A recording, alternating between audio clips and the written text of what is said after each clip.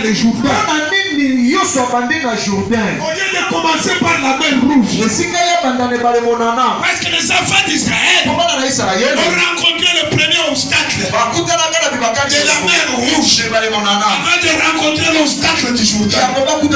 Bien-aimé, ce qui est important dans la vie du chrétien, ce ne sont pas les obstacles, mais c'est la promesse de Dieu. Le Seigneur revient bientôt. Où est-ce que tu passeras ton éternité? Ce dont tu as besoin, plus qu'un obstacle de la mer Rouge, c'est la promesse éternelle.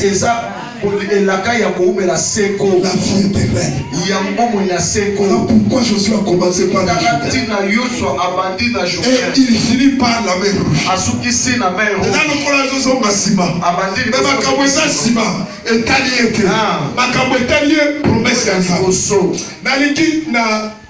Marathon oyo. Il n'est pas interdit de rêver. Lota. Amen. Alléluia. Mon frère, tu t'es abandonné depuis longtemps. Ma soeur, tu t'es abandonné depuis longtemps. Cette fois, fais un rêve. Même si tu ne dors pas, mais commence toi-même à penser. Alléluia.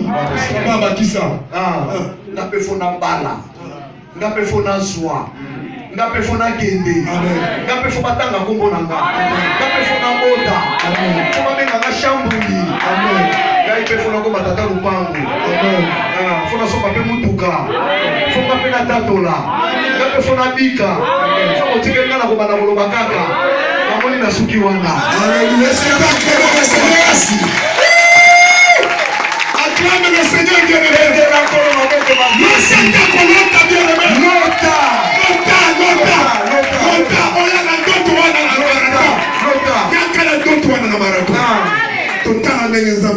Amen. Alléluia. Tu as fait exploser sa gloire sur la mer Rouge et au Jourdain pour deux raisons. Ce n'est pas parce que les enfants d'Israël étaient parfaits ou ils étaient justes ou ils étaient saints. Incrédule à Moussakanate. Et je viens dire à quelqu'un, mon frère, quitte ton incrédulité.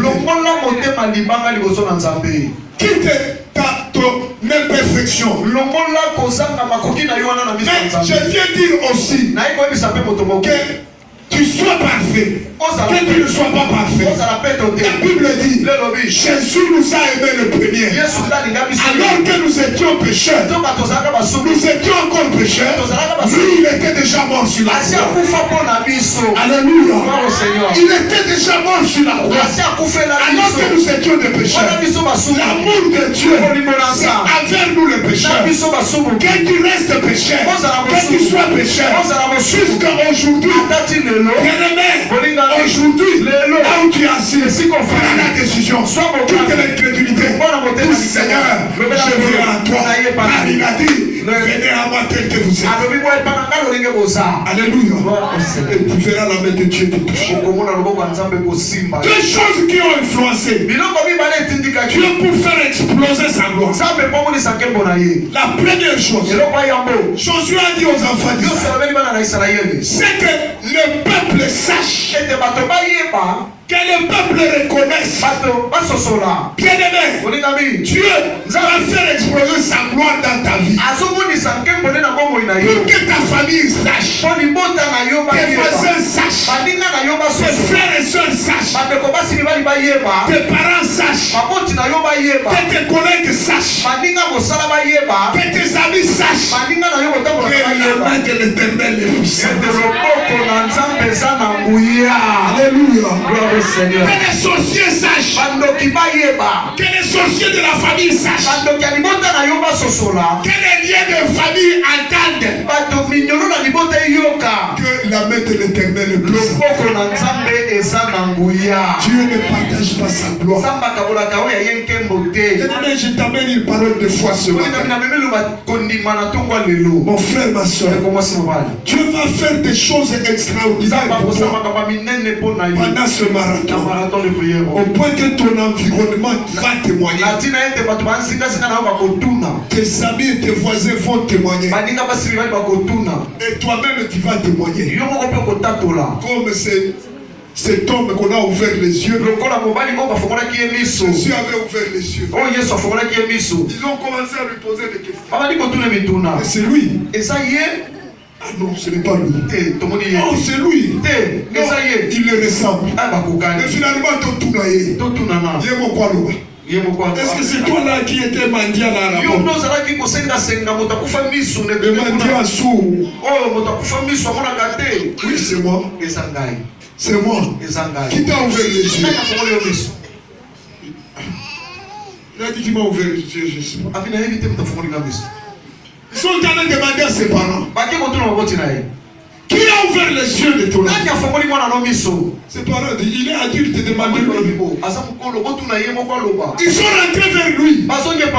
Qui t'a ouvert les yeux? Il a dit, vous voulez aussi être ses disciples. Toi, toi son disciple, pardon. Mais cet homme-là, c'est un péché. Il a dit, ouais. Jamais.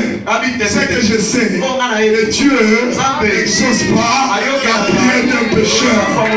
Alléluia. Dieu ne peut pas exaucer. S'il était pécheur, il ne pouvait pas m'ouvrir les yeux. Mais je dis à quelqu'un, Dieu va faire des choses extraordinaires à partir de ce matin. Et tu témoigneras de notre Alléluia. Bien-aimé, une deuxième chose. Il faut que je chute maintenant. Deuxième chose qui a poussé Dieu à faire exploser sa gloire à la mer Rouge aujourd'hui. Bien-aimé, pour que vous ayez la crainte de Dieu. Vous savez aujourd'hui, qu'on se le dise, les gens vont à l'église. Regardez comment les églises brûlent. Mais dans la République, si on te dit que tel a volé des millions, tu vas rencontrer qu'il va à l'église quelque part.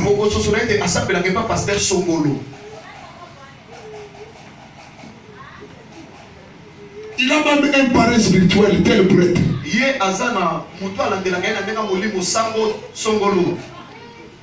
un parrain spirituel, tel pasteur. J'ai suivi un pasteur un jour à la télévision qui est en train de dire que au moni amewana nayebi kezalaka ame ya pasteur Hilaire. Ngana kolandela ete parce que timena ya pesa ke pas pasteur Hilaire.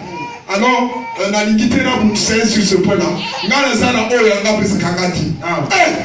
Nayebi pasteur. C'est la dîme maintenant qui prie sur le salut des âmes. On se partage les autorités. Que non, toi tu vas commencer à donner à l'un. Toi tu me donnes. Bien-aimé, nous prêcherons Jésus-Christ ressuscité. Et il va rentrer pour prendre son église. Nous ne prêchons pas à cause de la dîme. Mais nous voulons que chacun se conforme à la parole de Dieu. C'est pourquoi à l'église la vallée de gloire, nous refusons que quelqu'un amène sa dîme à main. Pour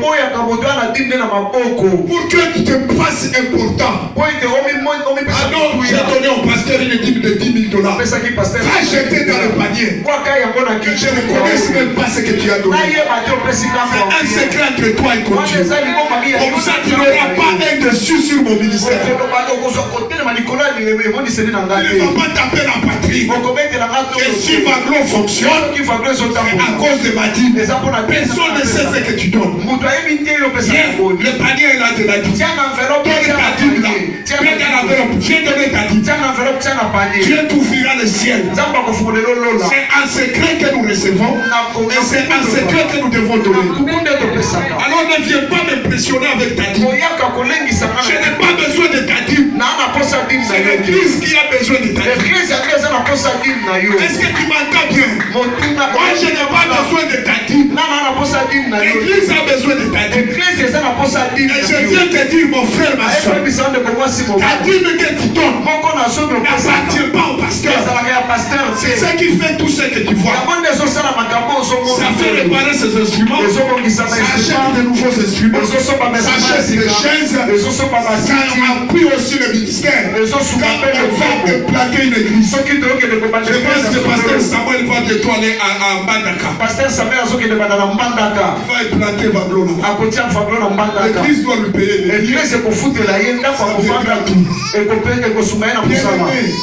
Ce n'est pas ta dîme qui fait le ministère. Écoute-moi bien. Ce n'est pas ta dîme qui fait nos ministères. Dieu nous a appelés pour le salut des âmes. Et c'est pour ça que nous prêchons. Les meilleurs miracles que nous amenons d'abord, c'est que tu sois converti, que tu changes, que tu abandonnes le mal, que tu mènes une vie de bien, une vie d'amour, que la bonté et la paix se manifestent, la douceur, la maîtrise, tout ce qui est brutalité disparaissant, le manque de maîtrise disparaissant. Alors nous pouvons dire que le Seigneur a agi dans nous. Bien-aimé dans le Seigneur, laisse-moi te dire, le Seigneur veut qu'il y ait de la crainte de son nom. Mon frère, banga nzambe. Oya te ano pasteur wana ngamu tukasala kale. Yoko sala pasteur. Sala pasteur nani. Namna sala kaza. Ngande na sala kada yeri ngande na sombela ke safari wana. Te ya ko récupérer amuti. Totala soki akotambola mutakala. Alléluia. Bien-aimé, à l'église, il n'y a pas de dignitaire. Amen. Nous sommes tous l'épouse de Jésus-Christ. Alléluia. Il n'y a pas de dignité à l'église. Voilà pourquoi Dieu, pour faire exploser sa gloire, il veut que la crainte de son nom soit à nous. Et laisse-moi te dire, la Bible dit, dans Proverbe 8, verset 13, que la crainte de Dieu et la haine du mal. Combien de hommes sauront que Dieu a la crainte de Dieu? Tu entres dans un bus, tu piétines quelqu'un qui ne t'excuse même pas. Même la bonne manière manifeste la crainte de Dieu en toi. Le fait de reconnaître que tu as mal fait, ça montre que tu es bien éduqué. Et nous disons toujours, l'église c'est un lieu d'excellence. Si tu as reçu une bonne éducation dans ta famille, une bonne éducation, si tu as reçu une bonne éducation dans ta famille, alors tu recevras à l'église une excellente éducation. Alléluia. C'est pour ça que l'église existe. Notre Dieu est excellent. Nous devons vivre dans l'excellence. La manière de lui permettre le culte. La Bible dit montrer notre reconnaissance envers notre Dieu en lui faisant un culte qui lui soit agréable et ayez envers lui de la crainte. Bien-aimé, la crainte de Dieu. Même quand nous entrons dans le temple, bien-aimé, nous devons avoir la crainte de Dieu. La crainte de Dieu. Tu es un chrétien, mais dans le quartier on te connaît comme la femme qui injurie plus. Non, des fois tu te parles même dans le cadre. Frère, ma soeur, c'est parce qu'Avaglo n'excommunie pas. Nous croyons toujours qu'il finira par changer. Bien-aimé, il y a une excellente éducation à l'église. La crainte de Dieu, c'est la fuite du mal. Les gens qui ont saisi la gloire de Dieu, ils ont eu la crainte de Dieu. Les gens qui ont la crainte de Dieu, ils ont haï le mal. C'est comme ça que Joseph, chez Potiphar, il avait la crainte de Dieu. La femme de Potiphar s'est approchée de lui et lui a dit, couche avec moi. Il a dit, comment je peux faire un si grand mal à l'Éternel? La crainte de Dieu était en lui. Mon frère, ma soeur, la crainte ce n'est pas ici. Quand il sort, il devient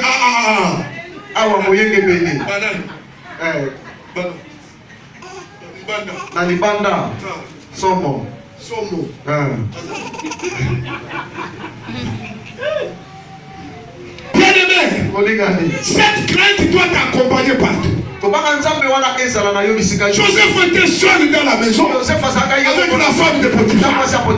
Toi tu es esclave et tu es là. On ne te paye même pas. Tu commences à regarder la maison de ton patron. Tu dis il a l'argent. Et la femme te dit que je vais tout te donner. On lui dit que occasion il n'y a pas d'élévation dans le péché.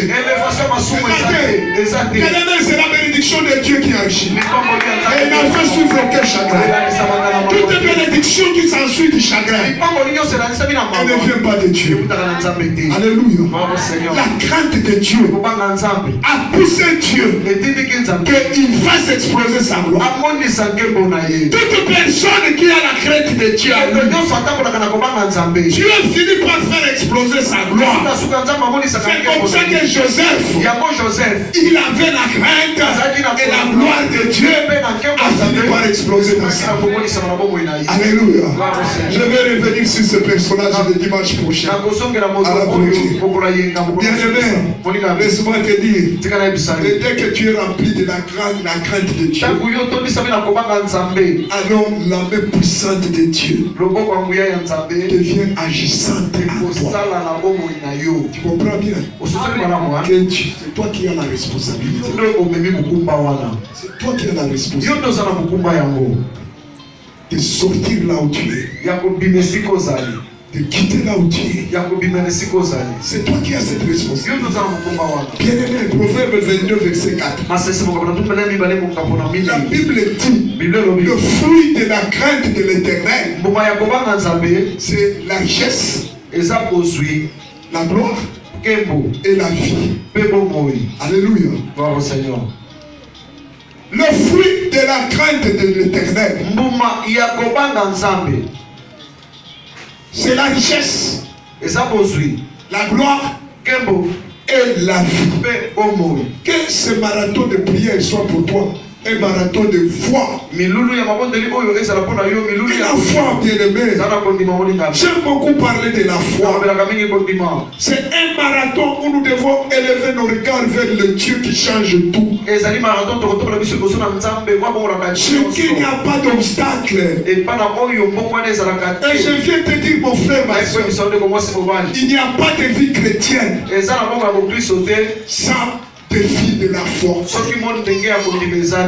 Dans la vie chrétienne, il faut arriver au défi à la foi. Et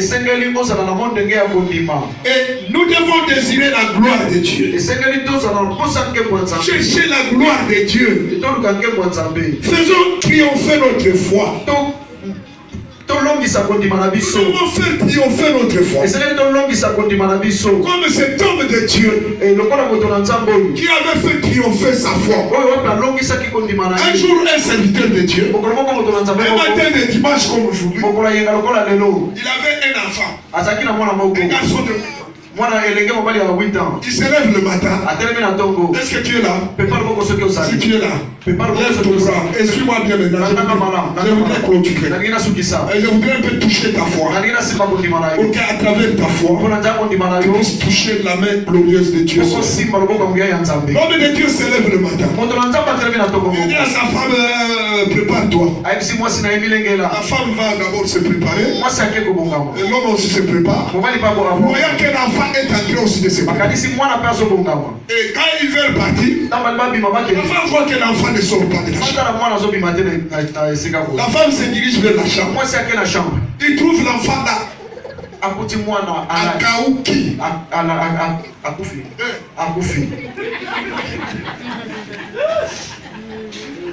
Et la femme touche l'enfant. Et l'enfant ne bouge plus. Et la femme ressort. L'homme a déjà sa Bible. Il veut partir, il veut entrer dans le véhicule pour aller.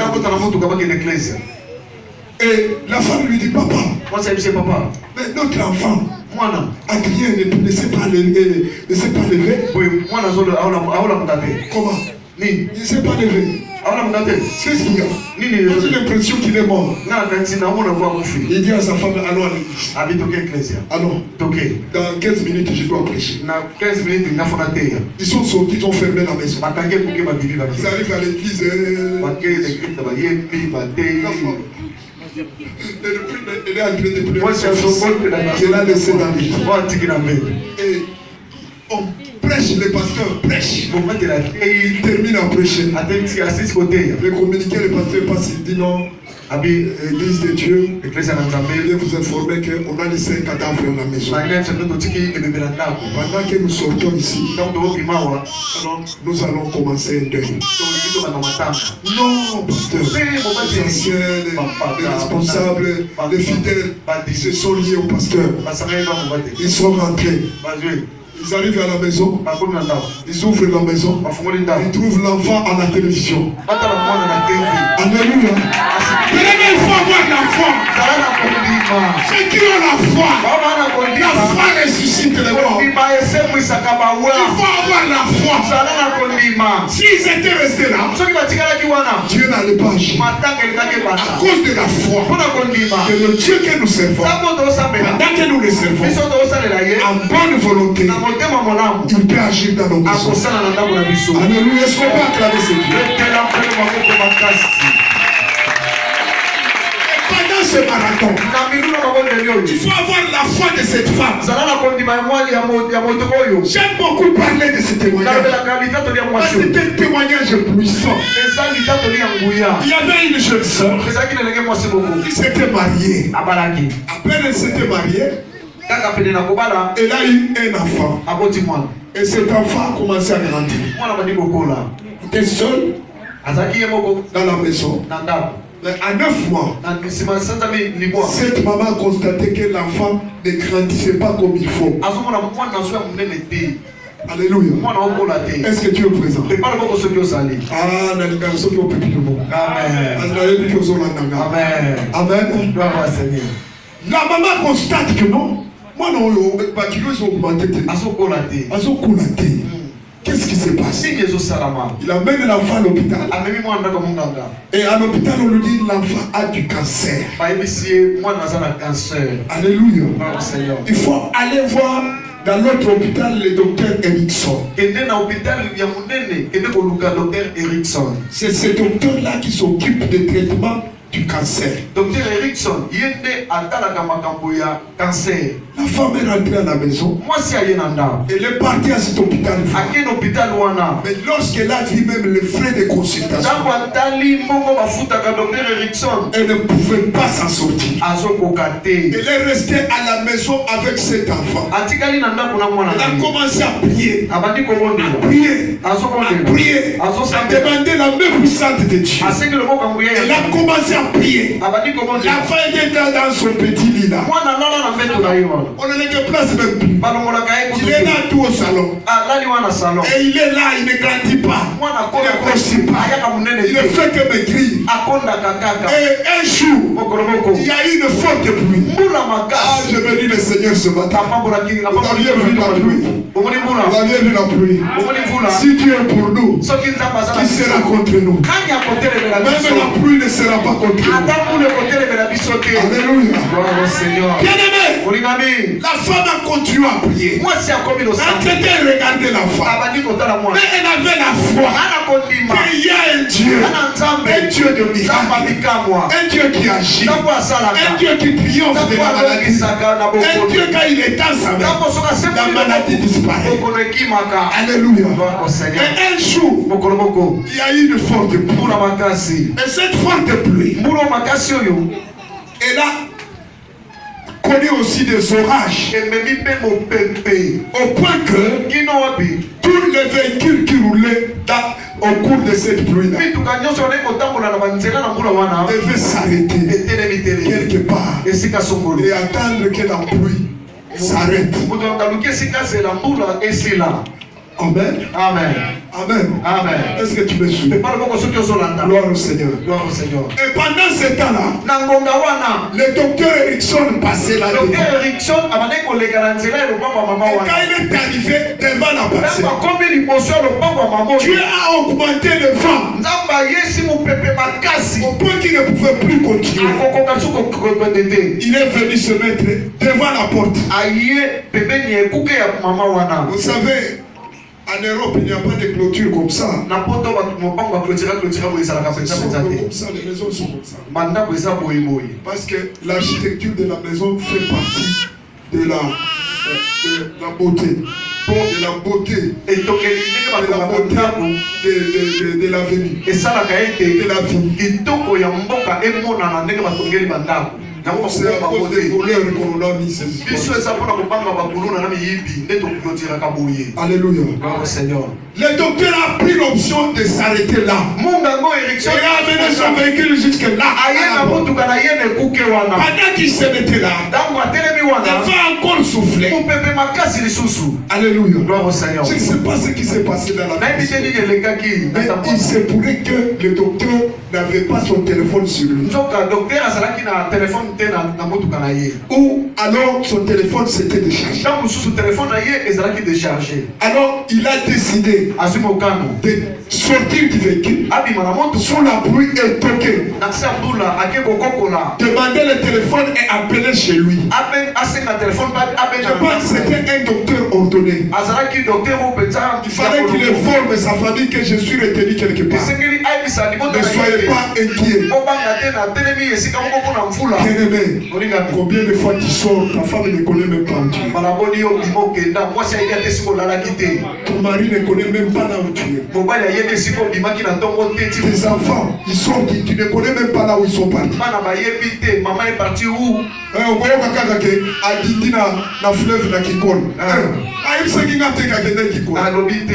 C'est un désordre dans ta famille. Et le docteur a toqué. Et la femme a ouvert. Elle a ouvert, lui a dit, monsieur, papa, non, j'ai besoin de téléphone, est-ce que je peux appeler par ton téléphone? La femme lui a dit, je n'ai plus de téléphone. Si elle n'a plus de téléphone, c'est-à-dire qu'elle avait déjà vendu son téléphone pour les soins de son enfant.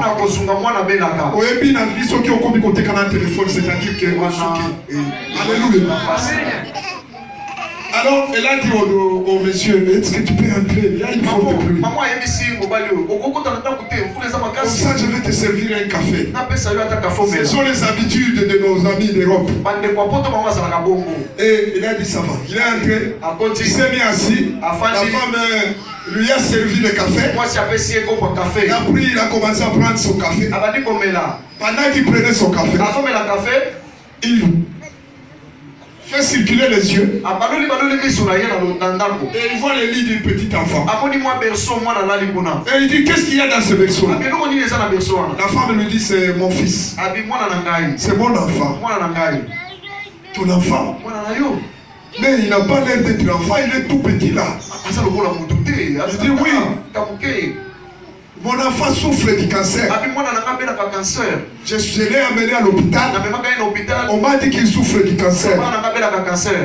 Et Et là, on m'a dit qu'il fallait, pour qu'il soit soigné, il fallait que je puisse aller voir le docteur Erickson. Je suis allé à l'hôpital du docteur Erickson. Mais j'ai vu que les frais, je ne pouvais pas m'en sortir. C'est comme ça que j'ai laissé cet enfant ici. Je prie mon Dieu. Et je sais que mon Dieu n'a pas encore répondu. Mais je sais une chose, même si mon Dieu n'a pas encore répondu, je ne permettrai pas à ma foi de faiblir. Parce que je sais qu'un jour, mon Dieu répondra. Le docteur, le monsieur s'est exclamé, ah, le docteur Erickson, c'est moi. C'est moi qui suis dans ta maison. Alors je prends l'enfant en charge. À partir de ce moment, bien-aimé, la foi appelle à l'existence ce qui n'existe pas. Je voudrais que pendant ce marathon, que tu appelles à l'existence par ta foi ce qui n'existe pas. Appelle-le à l'existence par ta foi. Bien-aimé, laisse que la main de l'Éternel te touche ce matin. Laisse que la main de l'Éternel. Est-ce que tu peux me donner les amis? Est-ce que tu peux me donner tes amis? Laisse que ce matin la main de l'Éternel te touche. Laisse que la main de l'Éternel te remplisse de la crainte de l'Éternel. Laisse que la main toute puissante de l'Éternel agisse dans ta vie. Que la main de l'Éternel agisse dans ta famille. Que la main de l'Éternel agisse dans tes activités. Que la main de l'Éternel agisse dans ton ministère. Je dis à quelqu'un que la main de l'Éternel te touche. Que la main de l'Éternel te touche. C'est encore que la main de l'Éternel te touche. Que la main de l'Éternel te touche.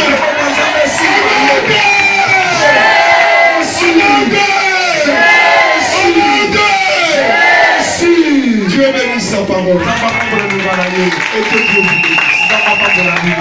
Amen. Je voudrais prier avec quelqu'un. Toi que c'est moi. Je veux prier avec toi.